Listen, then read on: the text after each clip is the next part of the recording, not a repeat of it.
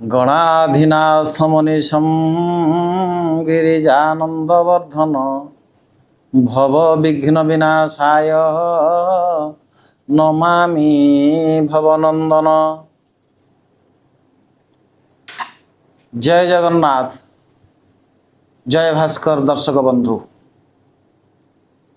जेबीआर समाचार रे एक स्वतंत्र एवं अन्य कार्यक्रम ज्योतिष दर्पण को स्वागत। आम्भे माने आज प्रत्येक दिन पाई जात व्यक्ति मानकर भलमंद विषय रे आलोचना करिबा नाही, मात्र यह साप्ताहिक तत्वानुजाई बा प्रति सप्ताह को नहीं आमे भलमंदर आलोचना करिबा। आसंतु आज जो सप्ताह विषय आम्भे माने आलोचना करिबा पाई जिबा ताहा कार्तिक मास कृष्ण पक्ष कन्या 27 दिन सप्तमी तिथि सोमवार ठारू कार्तिक मास कृष्ण पक्ष तुला 3 दिन त्रयोदशी तिथि रविवार पर्यंत, अर्थात अक्टोबर मास 13 तारीख 2025 मसीहा ठारू अक्टोबर 19 तारीख 2025 मसीहा पर्यंत। ए अक्टोबर मासटी साधारणतः पर्वपर्वाणीर दिन, नीति नैतिकता एवं परंपरार दिन गुड़ी आम्भे माने पाउचंती। या भितरे आम्भे माने पाइचंती 17 अक्टोबर 2025 अर्थात कार्तिक मास कृष्ण पक्ष तुला संक्रांति बा गर्भणा संक्रांति बा जल विषुव संक्रांति। सर्वसम्मत क्रमे यह रमा एकादशी उपवास बोली सनातन धर्मर प्रतिटी लोक माने ग्रहण करिथांती एवं से व्रत को मध्य पालन करिथांती। से व्रत संबंध रे आम्भे माने सम्यक धारणा भी मध्य जानिबा। परवर्ती मुहूर्त रे से दिन मध्य गोवत्सा द्वादशी भी मध्य अच्छी। से दिन हूँ शुक्रवार। कथा है जे ये जो 17 अक्टोबर 25 तारीख जो दिनटी आम पाई रमा एकादशी उपवास अच्छी। ये रमा एकादशी उत्सवटी कौन ना प्रत्येक मासरे दुईटी एकादशी पड़ी थाए, शुक्ल पक्ष एवं कृष्ण पक्ष रे। मुख्यतः वेदानुजाई एकादशी व्रत भगवान विष्णु को लाभ करिबा पाई उद्दिष्ट। भगवान विष्णु को प्राप्ति हवा आचार्य लक्ष्मी विचारे विष्णु। एकादशी व्रत करिबा द्वारा आम मन भितर थिबा नकारात्मक शक्ति दूर हेबो, मनोकामना पूरण हेबो एवं भगवत चेतनार उद्बुद्ध होई भगवत विश्वास रे आंभ चेतना भितर आसुथिका नकारात्मक शक्ति की दूर करिबार सहायक हेबो। तेणु ए रमा एकादशी दिन आम्भे माने समस्ते भगवान विष्णु को उद्देश्य रे समर्पित हवा एवं भक्ति को भाव द्वारा जप करी एवं साधारणतः भोजन निषेध व्रत उपवास कहले निकट को जीवा, भगवानकर निकट रे रहिबा, पाखरे रहिबा, तांकर सानिध्य लाभ करिबा, तांकर गुण को योजन जाजन करिबा, मनन करिबा, ए प्रवृत्ति की बुझेई थाए। 18/10/2025 अर्थात अक्टोबर 18 तारीख 2025 मसीहा ए दिन कार्तिक मास कृष्ण पक्ष तुला 2 दिन धनतरास बा ଯମ ଦୀପଦାନ ଦିବସ ବି ମଧ୍ୟ ପାଳନ କରାହବ। ଏଇ ଯେଉଁ ଧନତ୍ରୟୋଦଶୀ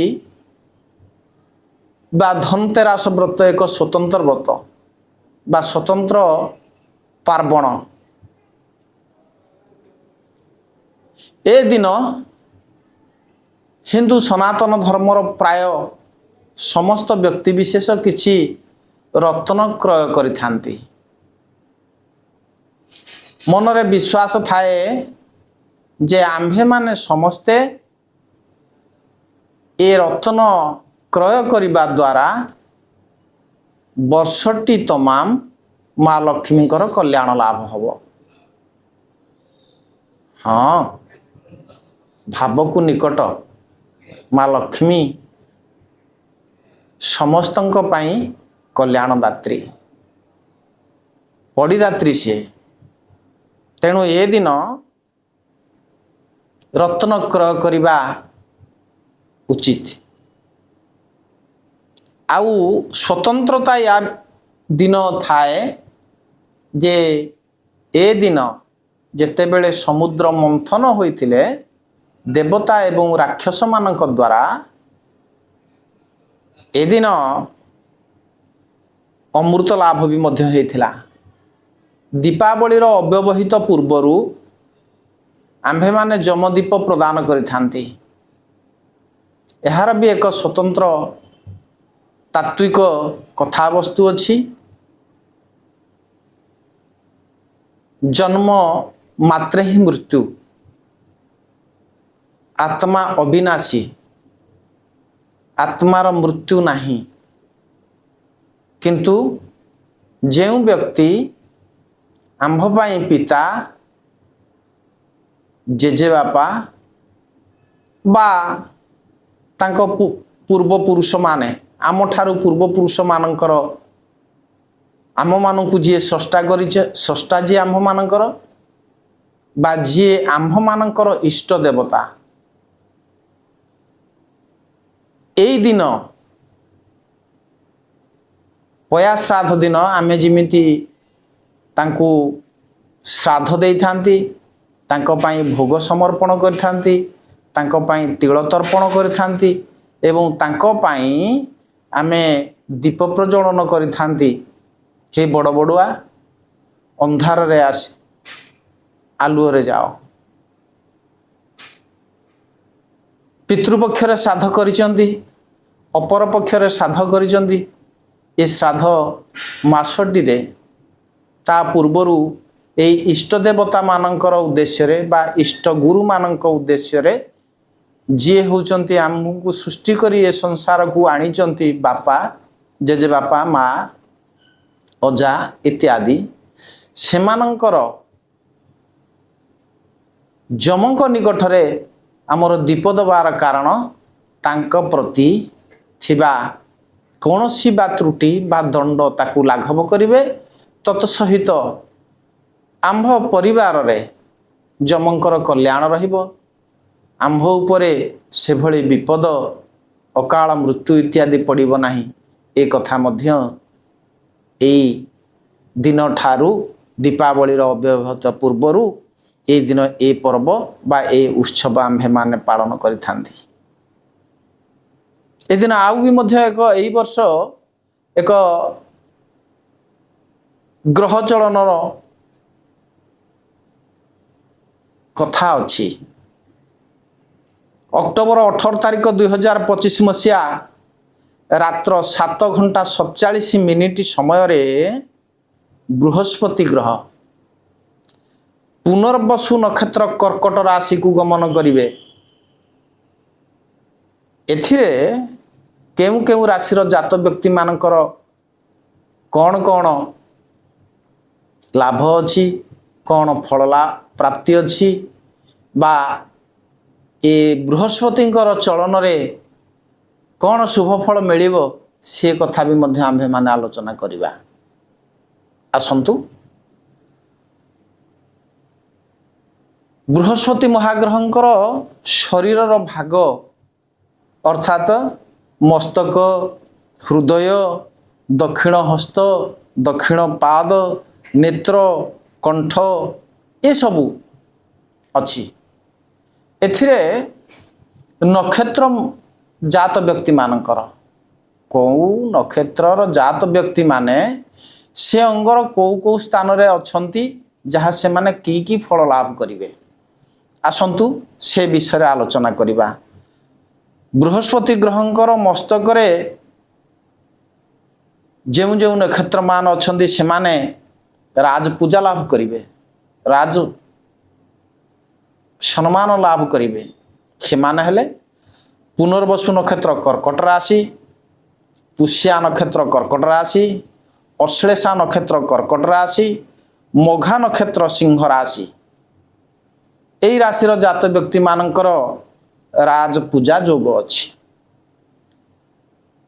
ପରେ ବୃହସ୍ପତି ମହାଗ୍ରହଙ୍କର ହୃଦୟରେ ଥିବା ନକ୍ଷତ୍ର ମାନଙ୍କର କ'ଣ ଲାଭ ଅଛି ଜାଣିବା। ହୃଦୟରେ ଯେଉଁ ନକ୍ଷତ୍ର ମାନଙ୍କର ଅବସ୍ଥାନ ଅଛି ସେମାନେ ପ୍ରୀତି ଲାଭ କରିବେ। ସେ ଜାତ ବ୍ୟକ୍ତି ମାନେ ହେଲେ ବିଶାଖା ନକ୍ଷତ୍ର ତୁଳା ରାଶି, ବିଶାଖା ନକ୍ଷତ୍ର ବିଛା ରାଶି, ଜ୍ୟେଷ୍ଠା ନକ୍ଷତ୍ର ବିଛା ରାଶି, ମୂଳା ନକ୍ଷତ୍ର ଧନୁ ରାଶି, ପୂର୍ବାଷାଢ଼ା ନକ୍ଷତ୍ର ଧନୁ ରାଶି। এই জাত ବ୍ୟକ୍ତି ମାନେ ପ୍ରୀତି ଲାଭ, ସୁଖ ଲାଭ ବା ସମସ୍ତଙ୍କ ସହିତ ସୁସମ୍ପର୍କ ବଢ଼ିବ। ଛିଡ଼ି ଯାଇଥିବା ସମ୍ପର୍କକୁ ସେମାନେ ଯୋଡ଼ି ପାରିବେ। ବୃହସ୍ପତି ମହାଗ୍ରହଙ୍କର ଦକ୍ଷିଣ ହସ୍ତରେ ଯେଉଁ ନକ୍ଷତ୍ରମାନେ ଅଛନ୍ତି ବା ଜାତ ବ୍ୟକ୍ତି ନକ୍ଷତ୍ର ମାନଙ୍କର ସେମାନେ ସୁଖପ୍ରଦ, ସୁଖ ଲାଭ କରିବେ।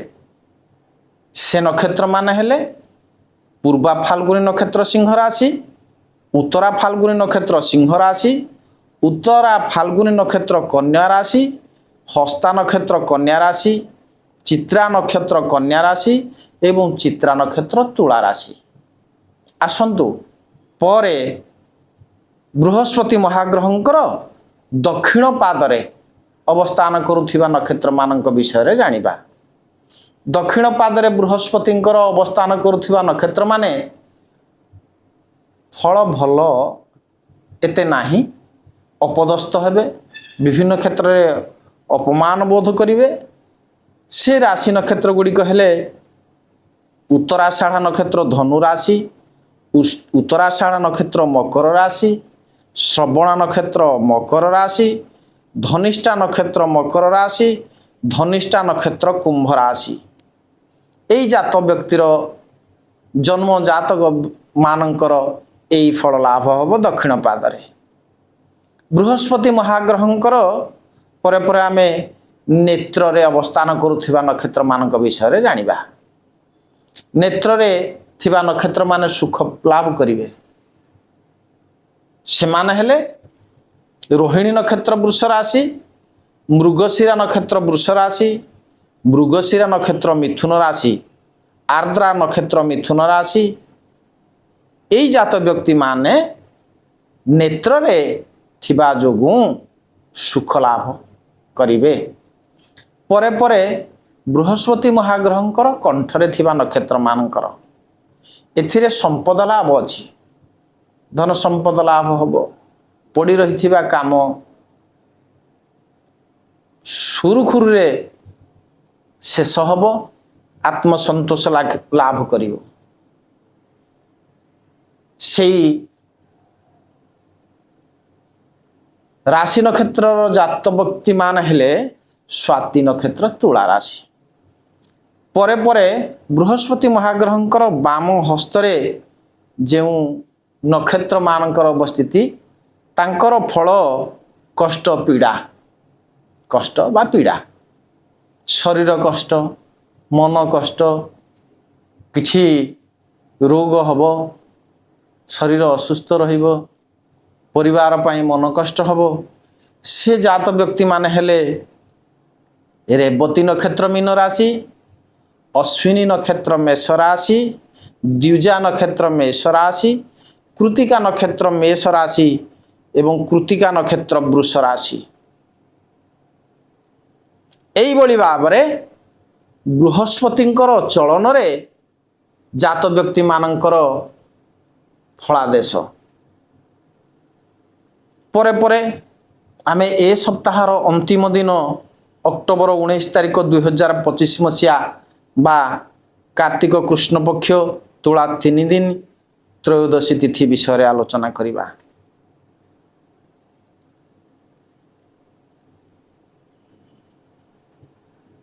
ଏ ଦିନ ଆମେ ସମସ୍ତେ ଭଗବତ ବିଶ୍ୱାସରେ ଅନୁପ୍ରାଣିତ ହୋଇ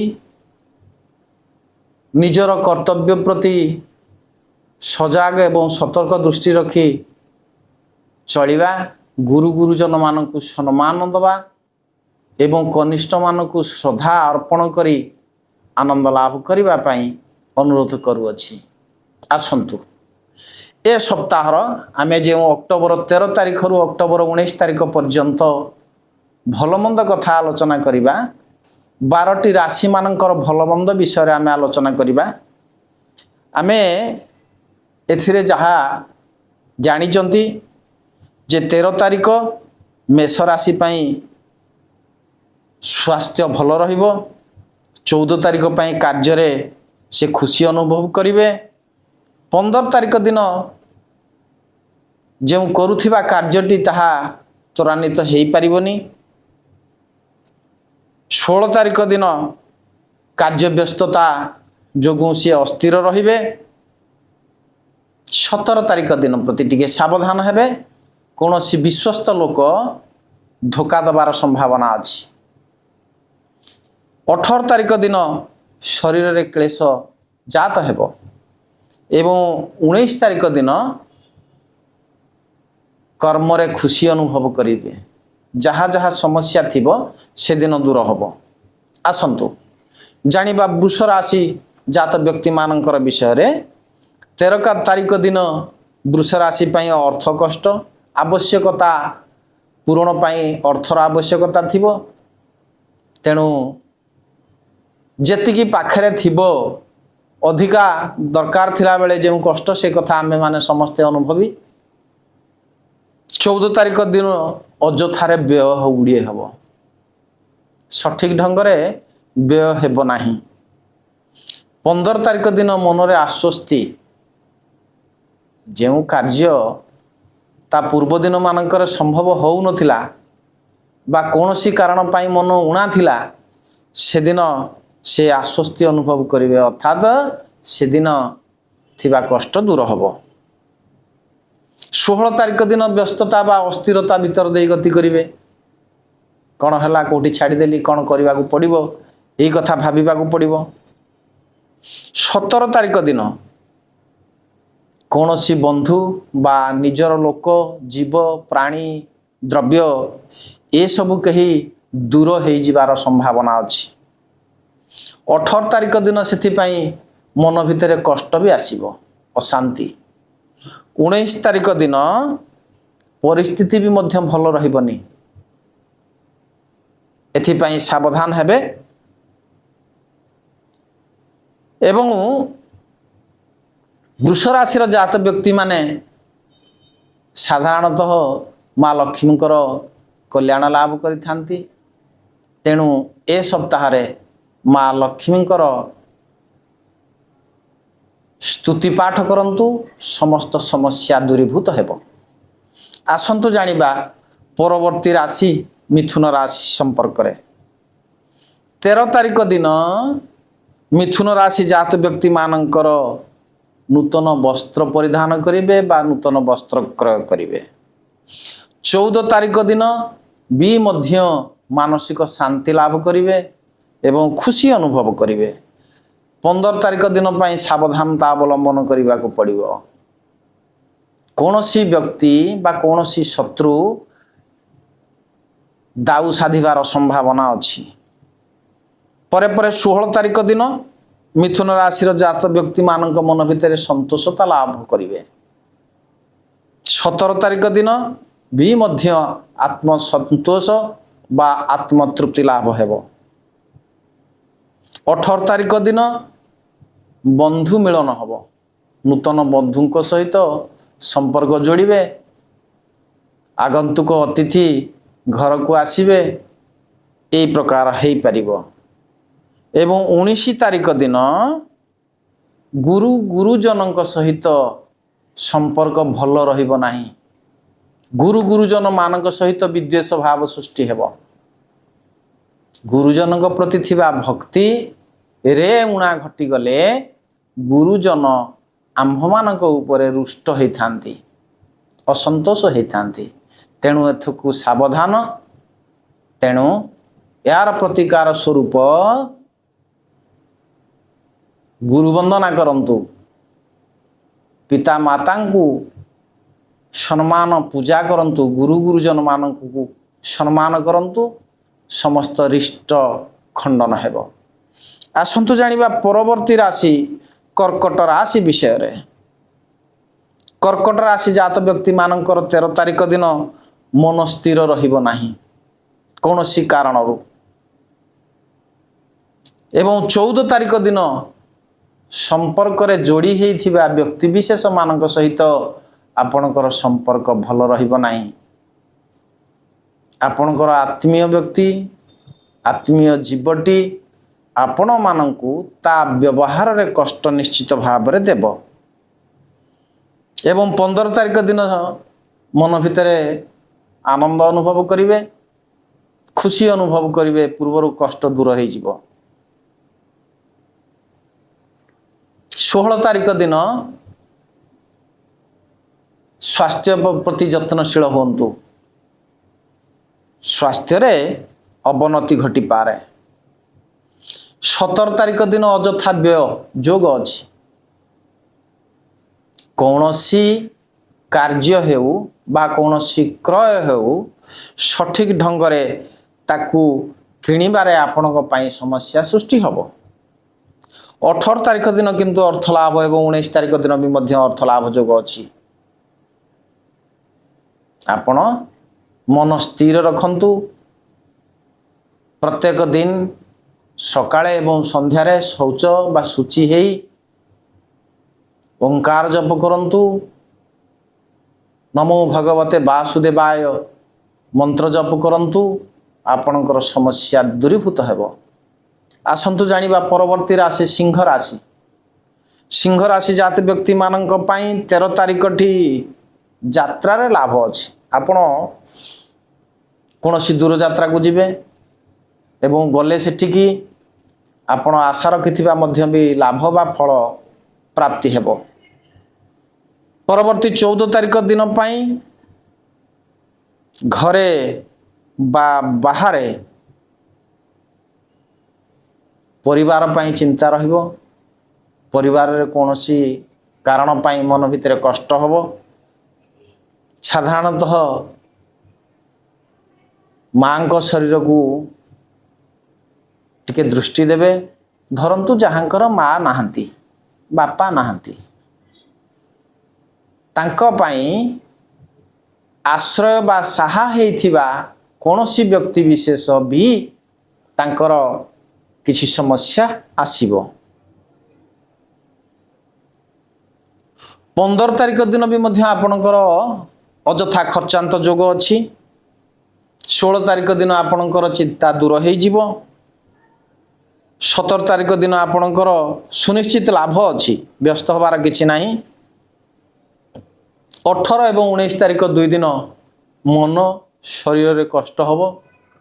ତେଣୁ ଏଥକୁ ମା ଭଗବତୀଙ୍କର ମନ୍ତ୍ର ଜପ କରନ୍ତୁ, ସବୁ ସମସ୍ୟା ଦୂର ହେଇଯିବ। ମୁଖ୍ୟତଃ ସକାଳେ ଶଯ୍ୟା ତ୍ୟାଗ କରି ସୂର୍ଯ୍ୟ ନମସ୍କାର କରନ୍ତୁ ଏବଂ ସ୍ନାନ ସମୟରେ ସୂର୍ଯ୍ୟାର୍ଘ୍ୟ ପ୍ରଦାନ କରନ୍ତୁ। ଗୁରୁଜନଙ୍କ ପ୍ରତି ଭକ୍ତି ରଖନ୍ତୁ, ସମସ୍ତ ସମସ୍ୟା ଦୂର ହେବ। ଆସନ୍ତୁ ଜାଣିବା ପରବର୍ତ୍ତୀ ରାଶି କନ୍ୟା ରାଶି ବିଷୟରେ। କନ୍ୟା ରାଶି ଜାତ ବ୍ୟକ୍ତିମାନଙ୍କର 13 ତାରିଖ ଦିନ ସୁଖପ୍ରଦ ଅଛି ଏବଂ 14 ତାରିଖ ଦିନ ଆପଣ ଗୁରୁଜନ ମାନଙ୍କ ଠାରୁ ଆଶୀର୍ବାଦ ଲାଭ କରିବା ଦ୍ୱାରା ବି ମଧ୍ୟ କିଛି ଶୁଭ ଫଳ ପାଇବେ ଏବଂ ପଡ଼ିଥିବା କାମ ବି ମଧ୍ୟ ଆପଣଙ୍କର ଭଲରେ ହେଇଯିବ।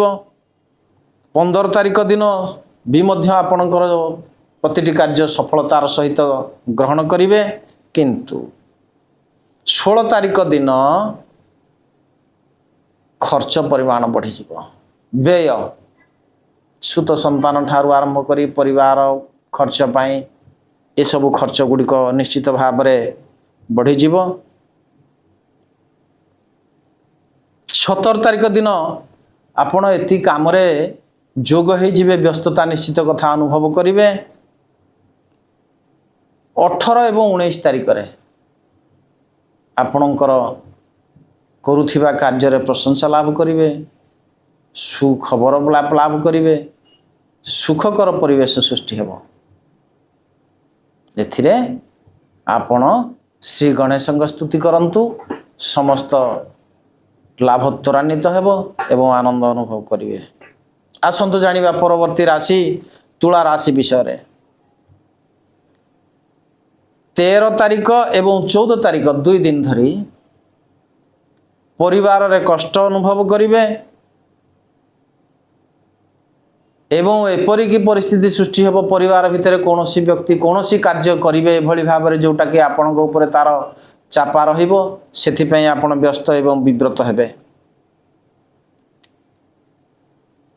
15 ତାରିଖ ଦିନ ବନ୍ଧୁଙ୍କ ଦ୍ୱାରା ସହଯୋଗ ଲାଭ ହେବ। 16 ତାରିଖ ଏବଂ 17 ତାରିଖ ଦିନ 18 ତାରିଖ ଦିନ ବି ଆପଣଙ୍କ ପାଇଁ ଶୁଭ ଖବର ଭଲ ଅଛି। ମନ କଷ୍ଟ ଦୂର ହେବ, ଆର୍ଥିକର ସ୍ଥିତି ପରିବର୍ତ୍ତନ ଘଟିବ, ପଡ଼ିଥିବା କାମ ଆପଣଙ୍କର ନିଶ୍ଚିତ ଭାବରେ ତ୍ୱରାନ୍ୱିତ ହେବ, ପରିବାରରେ ହସ ଖୁସି ଫେରି ଆସିବ। ଏବଂ 19 ତାରିଖ ଦିନ ପ୍ରତି ଆପଣ ସାବଧାନ ରହିବେ। ସେଦିନ ଆପଣାର ଲୋକ ଆପଣଙ୍କୁ ତାଙ୍କ ବ୍ୟବହାରରେ କଷ୍ଟ ଦେବେ ସୁନିଶ୍ଚିତ। ଏଥକୁ ଆପଣ ଶ୍ରୀ ନୃସିଂହ ଅଷ୍ଟକ ପାଠ କରନ୍ତୁ, ସମସ୍ୟାର ସମାଧାନ ହେବ। ଆସନ୍ତୁ ଜାଣିବା ପରବର୍ତ୍ତୀ ରାଶି ବିଛା ରାଶି ସମ୍ପର୍କରେ। ବିଛା ରାଶି ଜାତ ବ୍ୟକ୍ତିମାନଙ୍କର 15 ତାରିଖ 14 ତାରିଖ ଏବଂ 13 ତାରିଖ ବା 13, 14, 15 ତାରିଖ ଏ 3 ଦିନ ଏଥିରେ ମନକୁ କଷ୍ଟ ଆସିବ, କୌଣସି ସ୍ଥାନରେ ଆଘାତ ପ୍ରାପ୍ତ ହେବ, ଅଯଥା ବ୍ୟୟ ବୃଦ୍ଧି ଘଟିବ, ଏଭଳି ସମସ୍ୟା ଦେଖାଦେବ। 16 ଏବଂ 17 ତାରିଖ ଦିନ ଏ ମନ କଷ୍ଟ ଦୂର ହେବ, ପରିବାରରେ ହସ ଖୁସି ଆସିବ, ପୁତ୍ର ସନ୍ତାନ ବାପା ମା ବା ଗୁରୁ ଗୁରୁଜନ ନିଶ୍ଚିତ ଭାବରେ ଭଲ ଦୃଷ୍ଟିରେ ଦେଖିବେ, ଭଲ ଦୃଷ୍ଟିରେ ରହିବେ, ଗୁରୁଜନମାନଙ୍କର କଲ୍ୟାଣ ଲାଭ ହେବ। ଏବଂ 18 ଏବଂ 19 ତାରିଖ ଦିନ ଏ 2 ଦିନ ମନ ଉଣା ହେବ, ମନ କଷ୍ଟ ହେବ। ତେଣୁ ମା ମହାଲକ୍ଷ୍ମୀଙ୍କର ସ୍ତବ ବା ସ୍ତୁତି ପାଠ କରନ୍ତୁ, ସମସ୍ୟା ଦୂର ହେବ। ଆସନ୍ତୁ ଜାଣିବା ପରବର୍ତ୍ତୀ ରାଶି ଧନୁ ରାଶି ବିଷୟରେ। ଧନୁ ରାଶି ଜାତ ବ୍ୟକ୍ତିମାନଙ୍କର 13 ତାରିଖ ଏବଂ 14 ତାରିଖ ଉଭୟ ଦିନ ସାହାଯ୍ୟ ମିଳିବ, ରୋଜଗାର ଲାଭ ହେବ ଏବଂ ପଡ଼ୋଶୀ ବା କରୁଥିବା କାର୍ଯ୍ୟ କ୍ଷେତ୍ରରେ ସମ୍ପର୍କ ବୃଦ୍ଧି ହେବ ଏବଂ ସୁଖ ଲାଭ ହେବ। 15, 16 ଏବଂ 17 ତାରିଖ 18 ତାରିଖ ଏଇ ଯେଉଁ 3 ଦିନ ମୁଁ କହିଲି, ଏଦିନ ମନ ଭିତରେ କିନ୍ତୁ ସମସ୍ୟା ଆସିବ, କାର୍ଯ୍ୟରେ ସମସ୍ୟା ଆସିବ, ମନ କଷ୍ଟ ହେବ, ଅଯଥା ଚିନ୍ତା ଘେରରେ ପଡ଼ିବେ। କିନ୍ତୁ 19 ତାରିଖ ଦିନ ଆପଣଙ୍କର କାର୍ଯ୍ୟରେ ସଫଳତା ଲାଭ ହେବ। ତେଣୁ ଏଥିପାଇଁ ଗ୍ରାମରେ ଥିବା ଠାକୁରାଣୀ ଗ୍ରାମଶ୍ରୀ ଠାକୁରାଣୀଙ୍କର ନାମ ଜପ କରନ୍ତୁ, ଦୀପଦାନ କରନ୍ତୁ ଏବଂ ସର୍ବଶୁଭ ଫଳ ଲାଭ କରନ୍ତୁ। ପରବର୍ତ୍ତୀ ରାଶି ମକର ରାଶି। ମକର ରାଶି ଜାତ ବ୍ୟକ୍ତିମାନଙ୍କର 13, 14, 15 ଏଥିରେ ଶରୀର ବି ଯଦି କଷ୍ଟ ଥାଏ କଷ୍ଟ ଦୂର ହେବ, ଅର୍ଥ ଲାଭ କରିବେ, ବନ୍ଧୁ ଦର୍ଶନ ହେବ, ଗୋଟିଏ ଆନନ୍ଦଦାୟକ ପରିସ୍ଥିତି ବା ପରିବେଶ ସୃଷ୍ଟି ହେବ। 16 ତାରିଖ ଦିନ ପାଇଁ ସଯତ୍ନ ହେବା ଦରକାର। ସେଦିନ କିଛି ଜିନିଷ ଆପଣଙ୍କର ନଷ୍ଟ ହୋଇଯିବ, ଖସି ପଡ଼ିବ ବା କେହି ନେଇଗଲା ଭଳିଆ ଜଣାପଡ଼ିବ। ତେଣୁ ସାବଧାନ ହେବେ। ପରେ 17, 18, 19 ତାରିଖ ଏ ଯେଉଁ ରହିଲା 3 ଦିନ, ଏଥିରେ ବି ଆପଣଙ୍କର ମାନସିକ ସ୍ଥିତି ଭଲ ରହିବ ନାହିଁ, ମନ କଷ୍ଟ ହେବ, ଶରୀର ଉପରେ କଷ୍ଟ ଅଛି। ରାସ୍ତାରେ ଯିବା ଆସିବା ସମୟରେ ଯତ୍ନଶୀଳ ହେବେ। କାହାଙ୍କ ସହିତ କଥାବାର୍ତ୍ତା ଚାଲିଚଳନ ବ୍ୟବହାରରେ ଶାଳୀନତା ରଖିବେ। ଅଯଥା ଅପବାଦ ନ ଆସୁ ଏ କଥା ଚିନ୍ତା କରିବେ। ତେଣୁ ଏ ଦିନ ଆପଣ ଭଗବାନ ରୁଦ୍ର ଭଗବାନ ବା ମହାକାଳ ଭୈରବଙ୍କୁ ଆପଣ ସ୍ମରଣ କରନ୍ତୁ, ତାଙ୍କ ମନ୍ତ୍ର ଜପ ଗାନ କରନ୍ତୁ, ସ୍ତୁତି ପାଠ କରନ୍ତୁ, ସମସ୍ୟା ଦୂର ହେବ। ଆସନ୍ତୁ ଜାଣିବା ପରବର୍ତ୍ତୀ ରାଶି କୁମ୍ଭ ରାଶି ବିଷୟରେ। କୁମ୍ଭ ରାଶିର ଜାତ ବ୍ୟକ୍ତିମାନଙ୍କର 13 ତାରିଖ ଦିନ ଭଲ ଦିନଟି ଅଛି। ସେଦିନ କୌଣସି ନୂତନ କାର୍ଯ୍ୟ ବି ମଧ୍ୟ ଆପଣ ହାସଲ କରିପାରିବେ, ସୁଯୋଗ ଅଛି, ସମ୍ପର୍କ ମଧ୍ୟ ବି ବଢ଼େଇ ପାରିବେ। 14 ତାରିଖ ଦିନ ଆପଣଙ୍କର କରୁଥିବା କାମର ତାଳମେଳ ଠିକରେ ରହିବନି, ଡିସିସନ୍ ବା ନିଷ୍ପତ୍ତି ସୁଚାରୁ ରୂପରେ ନେଇପାରିବେନି, ତେଣୁ ତା ପାଇଁ ସଜାଗ ହେବେ। 15, 16 ତାରିଖ, 17 ତାରିଖ, 18 ତାରିଖ ଏ ଦିନ ଗୁଡ଼ିକ ଆପଣ ପାଇଁ ଭଲ ଅଛି। ଅର୍ଥ ଲାଭ, ଧନ ଲାଭ, ପ୍ରୀତି ଲାଭ ଅଛି ଯୋଗ। କହିବାକୁ ଗଲେ ମନ ଭିତରେ ଆତ୍ମତୃପ୍ତି ଲାଭ କରିବେ, ମନ ଖୁସି ରହିବ, ପଡ଼ିଥିବା କାର୍ଯ୍ୟକୁ ଆପଣମାନେ ହାସଲ କରିବେ। ଏବଂ 19 ତାରିଖ ଦିନ ସାବଧାନ, ସାଧାରଣ ଶରୀର ପ୍ରତି କଷ୍ଟ ଆସିପାରିବ ବା ଆସିବ, ତେଣୁ ତା ପାଇଁ ସଜାଗ ହେଲେ ସମସ୍ୟା ଦୂର ହେବ। ଏଥିପାଇଁ ମା କାଳୀଙ୍କୁ ସ୍ମରଣ ଜପନ କରନ୍ତୁ, ସ୍ତୁତି ପାଠ କରନ୍ତୁ, ସମସ୍ୟା ଦୂରୀଭୂତ ହେବ। ଆସନ୍ତୁ ଜାଣିବା 12ଟି ରାଶି ଚକ୍ରର ଶେଷ ରାଶି ମୀନ ରାଶି ବିଷୟରେ। ମୀନ ରାଶିର ଜାତ ବ୍ୟକ୍ତିମାନଙ୍କର 13, 14 ଏ 2 ଦିନ ସମସ୍ୟା ଆସିବ, କାର୍ଯ୍ୟରେ ସମସ୍ୟା ଆସିବ, ବ୍ୟବହାରରେ ସମସ୍ୟା ରହିବ। ଅଯଥା କାରଣ ପାଇଁ ଶରୀର କଷ୍ଟ ହେବ। 15, 16 ଏବଂ 17 ଏ 3 ଦିନ ଆପଣଙ୍କର ସମ୍ମାନ ବୃଦ୍ଧି ଘଟିବ, ସୁସମ୍ବାଦ ଲାଭ କରିବେ, ବନ୍ଧୁଙ୍କ ସହଯୋଗ ମିଳିବ। ତେଣୁ ଏଥିରେ ଉଚାଟିଆ ହେବାର ଆବଶ୍ୟକତା ନାହିଁ। କିନ୍ତୁ ଆମେ ପ୍ରତ୍ୟେକ ମୁହୂର୍ତ୍ତକୁ ବୁଝି ବିଚାରି ବା ବୁଦ୍ଧି ବଳରେ ତାକୁ ଯଦି ଆମେ ବିଚାର କରି ନେବା, ସମସ୍ତ ସମସ୍ୟା ଦୂରୀଭୂତ ହେବ। 18 ଏବଂ 19, 18 ତାରିଖ ଦିନ ସମ୍ୟକ ସମସ୍ୟା ଅଛି, କିନ୍ତୁ 19 ତାରିଖ ଦିନ ଆପଣ କିଛି କାମକୁ ହାସଲ କରିପାରିନାହାନ୍ତି ବା କିଛି କାର୍ଯ୍ୟ ସମ୍ପାଦନ ହେଇପାରିନି। ଏଦିନ ଆପଣଙ୍କର ସେଥିରେ କାର୍ଯ୍ୟ ହାସଲ ହେବ, ମନ ଆନନ୍ଦ ହେବ। ଏଇ ତ ଥିଲା ଏ ସପ୍ତାହର 12ଟି ରାଶି ଚକ୍ରର ଭଲ ମନ୍ଦ କଥା। ଜଗତର କର୍ତ୍ତା ଗ୍ରହରୂପୀ ଜନାର୍ଦ୍ଦନ ପ୍ରଭୁ ଶ୍ରୀ ଜଗନ୍ନାଥ ସମସ୍ତ ଦର୍ଶକମାନଙ୍କର କଲ୍ୟାଣ କରନ୍ତୁ, ସମସ୍ତଙ୍କର ଆଶା ପୂରଣ କରନ୍ତୁ, ସମସ୍ତ ସମସ୍ୟା ଦୂରୀଭୂତ ହେଉ, ଏ କାମନା କରି ଆଜିର କାର୍ଯ୍ୟକ୍ରମକୁ ଏଇଠି ବିଶ୍ରାମ ଦେବା। ଜୟ ଜଗନ୍ନାଥ, ଜୟ ଭାସ୍କର।